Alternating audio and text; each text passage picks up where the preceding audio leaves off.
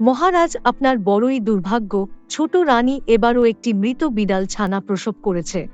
এ কথা শুনে রাজা ক্ষিপ্ত হয়ে বলল, এটা অসম্ভব। এটা কি করে হতে পারে? আমি এ কথা বিশ্বাস করি না। আমি স্বচক্ষে দেখতে চাই। রাজার এই কথা শুনে রানীর বড় দুই বোন বিড়ালের ছানাটি রাজাকে দেখিয়ে বলল, এই দেখেন মহারাজ, রানী সত্যি সত্যি একটি মৃত বিড়াল ছানা প্রসব করেছে। রাজা নিজ চোখে মৃত বিড়াল ছানা দেখে রাগে ক্ষিপ্ত হয়ে উঠল। এদিকে হাড়িটি ভাসতে ভাসতে আবার সেই মালির সামনে দিয়ে যাচ্ছিল। মালি হাড়িটিকে ধরে দেখল তার মধ্যে একটি ফুটফুটে নবজাত শিশু। শিশুটিকে নিয়ে তাড়াতাড়ি বাড়ি গিয়ে তার স্ত্রীকে বলল, এ সন্তানটিকেও আমাদের সন্তান মনে করে লালন পালন করো।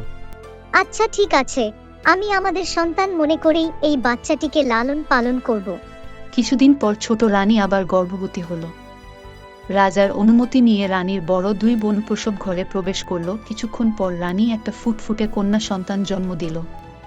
কিন্তু আগের মতোই তাকেও একটি হাড়িতে ভরে নদীতে ভাসিয়ে রানীর পাশে একটি মৃত ইঁদুর রেখে দিয়ে রাজার কাছে গিয়ে কেঁদে কেঁদে বলল, মহারাজ, আপনার ভাগ্যই খারাপ, ছোট রানী এবারও একটি ইঁদুর ছানা প্রসব করেছে।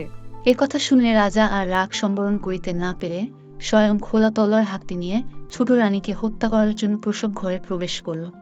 মন্ত্রী কোনো রকমে রানীর প্রাণ রক্ষা করল। অবশেষে রাজা রানীকে অন্ধকার কারাগারে বন্দী করে রাখল। এদিকে তৃতীয় হাড়িটিও নদীতে ভাসতে ভাসতে রাজার মালির কাছে পৌঁছিল। মালি নদীতে হাড়িটি ভাসতে দেখে ধরে দেখল তার মধ্যে একটি ফুটফুটে কন্যা সন্তান রয়েছে। সন্তানটিকে তাড়াতাড়ি বাড়ি নিয়ে গিয়ে লালন পালন করল। এভাবে রানীর তিনটি সন্তান মালির সন্তান হিসেবে বড় হতে থাকল। প্রথম পুত্রের নাম বাহমান, দ্বিতীয় পুত্রের নাম পরভেজ এবং কন্যাটির নাম পরিজাদি। বাহমান ও পরভেজ অল্প দিনের মধ্যে রাজার প্রিয়পাত্র হয়ে উঠল। একদিন রাজা বাহমান ও পরভেজকে নিয়ে শিকারে চলে গেল। পরিজাদি একাই বাড়িতে থাকল।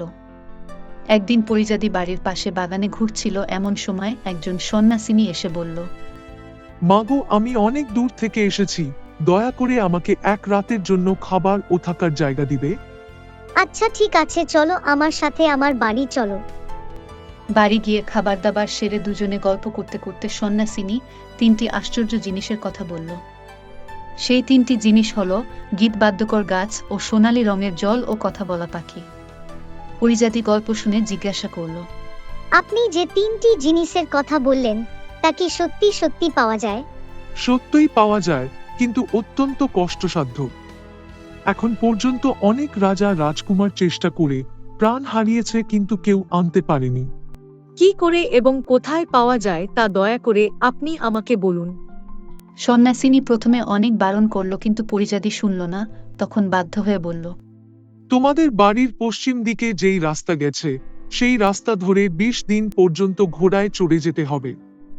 তারপর সেখানে একটি গাছের তলায় কূপের পাশে একটি সন্ন্যাসীকে দেখতে পাবে। সেই সন্ন্যাসীকে জিজ্ঞেস করলেই সে বলে দিবে। পরদিন সন্ন্যাসী যাওয়ার পর থেকেই পরিজাতি মনে মনে চিন্তা করতে থাকে কি করে এই তিনটি জিনিস পাওয়া যায়।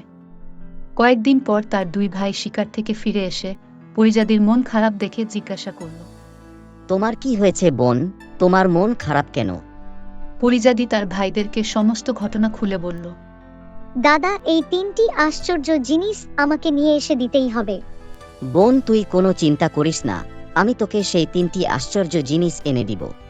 স্নেহের একমাত্র বোনের অনুরোধ উপেক্ষা করতে না পেরে বড় ভাই বাহমান পরিজাতিকে সান্ত্বনা দিয়ে সেদিনই রওনা হল।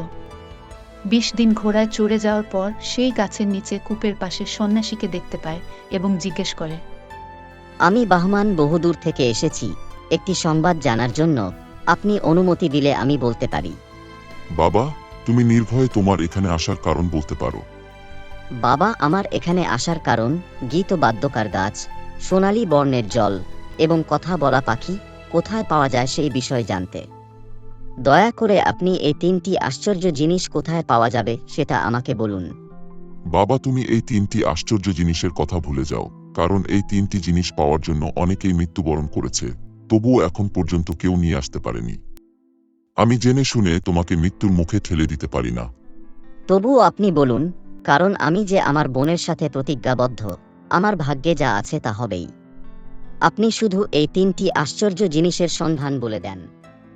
সন্ন্যাসী তখন বাহমানের হাতে একটি বল দিয়ে বলল, এই বলটি সামনের দিকে যত জোর শক্তি ছুঁড়ে মারো, বলটি একটি পাহাড়ের পাশে গিয়ে দাঁড়াবে।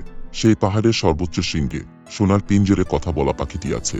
এই পাখিটিকে জিজ্ঞাসা করলে বাকি দুইটি আশ্চর্য জিনিসের কথা বলে দিবে। কিন্তু সাবধান, পাহাড়ে উঠিবার সময় একবারও পিছন ফিরে দেখবে না বা ভয় পাবে না, কারণ সেই পাহাড়ের পাশে বহু রাজা সৈন্য সামন্ত নিয়ে পাথর হয়ে আছে। তাদেরই প্রেতাত্মা ভীষণ কোলাহল করে তোমাকে উপরে উঠতে বারণ করবে।